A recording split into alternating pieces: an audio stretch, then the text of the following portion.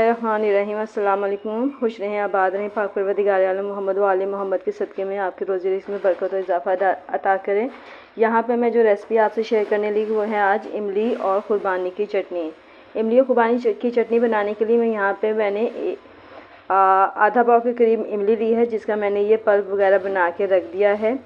और इसके साथ ही मैंने यहाँ पे ये तकरीबन 1 पाव के करीब खुश्क वाली ख़ुरबानी है, तो ये हमने ली हैं। अब इन ख़ुरबानियों को और इस इमली के पानी को पल्प को हम पकाएंगे, लेकिन हम यहाँ पे ये जो खुश्क ख़ुरबानी है ये हम ज़्यादा नहीं लेंगे बल्कि कम लेंगे। रहीम अस्सलाम वालेकुम। खुश रहें, आबाद रहें, पाक परवरदिगार मोहम्मद व आले मोहम्मद के सदक़े में आपके रोज़ी रिज़्क़ में बरकत और इजाफ़ा अता करें। आज मैं जो रेसिपी आपसे शेयर करने लगी वो है इमली और खुश्क ख़ुरबानी की चटनी। इमली और खुश्क ख़ुरबानी की चटनी बनाने के लिए मैंने यहाँ पे आधा पाव से कम इमली ली है, उसको मैंने पल्प बना लिया है। ये इमली का बीज वगैरह निकाल के और फिर ये यहाँ पे मैंने ये मिक्स करके रख दी है। साथ ही हमने ये खुश्क ख़ुरबानियाँ ली हैं, इसके मैं 3 से 4 चम्मच ख़ुरबानी के लूँगी और इन ख़ुरबानियों को इमली के पानी में हम पकाएंगे। इमली को पकाने के लिए जब हम रखेंगे तो इसमें ख़ुरबानी डाल देंगे। ऑयल में हमने थोड़ा सा ज़ीरा डाल के करकाने के लिए रख दिया है और इसमें अब हम इमली का पानी शामिल करेंगे।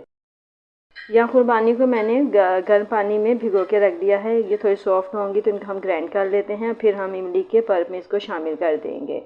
क्योंकि ख़ुरबानियाँ थोड़ी हार्ड हुई हुई थी, खुश्क ख़ुरबानी है तो इसलिए इसको गलने में टाइम लगना था, तो इसलिए मैंने इसको सॉफ्ट होने के लिए गर्म पानी में डाल दिया है और फिर हम इनको ग्राइंड कर लेंगे। साथ ही यहाँ पे 2 चम्मच हमने कॉर्नफ्लावर का लिया है, जो इसमें शामिल करेंगे थिक करने के लिए। के पानी का जो हमने बना के रखा हुआ पल्प और खुश्क ख़ुरबानी का, उसमें हम ये तड़का लगाएंगे। हमने लाल मिर्चें ली हैं, जो कि हरी मिर्चें सुर्ख हुई होती हैं वो ली हैं, उनको पीस कर और उनका तड़का लगा रहे हैं। 1 चम्मच ऑयल में हमने ये ज़ीरा और ये लाल मिर्चें शामिल की हैं, 6 से 7 अदद।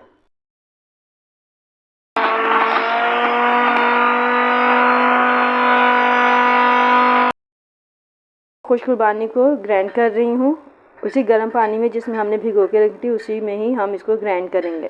यहाँ देखिए जी, अब हम ये पल्प जो है ये मसाला हमारा तैयार हो चुका है। अब इसमें इमली का पल्प और हमने जो ग्राइंड की हैं खुश्क ख़ुरबानी वो शामिल कर रहे हैं और इनको हम अच्छे तरीके से हमने इनको पकाना है। ये देखें, ये ख़ुरबानी का गूदा जो है वो ज़्यादा पिसा नहीं है, लेकिन इसमें पक कर वो तैयार हो जाएगा, गल जाएगा और साथ ही मिक्स हो जाएगा। मीठी चटनी बनानी है तो उसके लिए हमने ये 1 चम्मच भर के चीनी का लिया है, वो भी इसमें शामिल करेंगे ताकि ये भी अच्छी तरीके से बन जाए, पक जाए और इसका जो पानी वगैरह होता है वो भी इसमें निकल कर इसी में शामिल हो जाए और ये थिक हो जाएगा। बाद में हम इसमें कॉर्नफ्लावर शामिल करेंगे और साथ ही ये 1/2 टीस्पून हमने नमक का भी शामिल किया है। ये बहुत मज़ेदार चटनी बनती है, आप भी ट्राई कीजिएगा, यकीनन आपको भी मज़ेदार लगेगी। कॉर्नफ्लावर रखा हुआ था इमली की चटनी में डालेंगे और ख़ुरबानी की, लेकिन हमने इसमें कॉर्नफ्लावर शामिल नहीं करे। मैं आपको दिखाती हूँ कि माशाल्लाह से चटनी जो है वो बहुत ज़्यादा थिक से ही हो गई है। देखिए जी, माशाल्लाह से हमारी चटनी जो है वो तैयार हो गई है और इसमें हमने कॉर्नफ्लावर शामिल नहीं किया। हमने आपको बताया था कि हम कॉर्नफ्लावर भी डालेंगे, लेकिन ये कॉर्नफ्लावर के बगैर ही बहुत अच्छी थिक हो गई है। अभी ठंडी होकर और मज़ीद थिक होगी। और इसमें हमने हल्का सा येलो कलर फूड कलर भी शामिल किया था ताकि इसका कलर थोड़ा सा चेंज हो जाए।